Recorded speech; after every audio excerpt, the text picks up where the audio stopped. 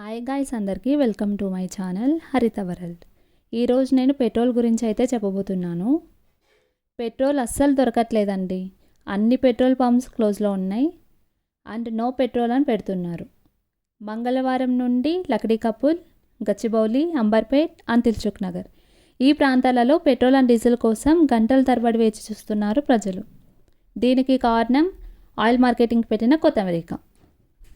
ముందు నగదు పంపిస్తేనే petrol and diesel లోడ్లు పంపుతామని చెప్తున్నారు. చేతిలో తగినంత నగదు లేక చాలామంది డీలర్లు స్టాక్ కొనడం ఆపేస్తున్నారు.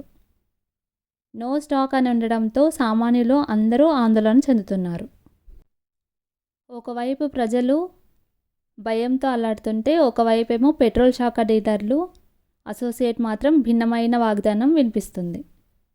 రాష్ట్రంలో ఇంధన నిల్వకు ఎలాంటి కొరత లేదని, కేవలం ఆర్థిక సంవత్సరం కావడంతో కంపెనీల వల్లే ఈ తాత్కాలిక ఇబ్బంది తలెత్తుతుందని చెబుతున్నారు. ప్రజలు ఎలాంటి ఆందోళన, భయం చెందొద్దని, కేవలం ఈ కష్టం మార్చి 31 వరకే పానిక్ అవ్వొద్దని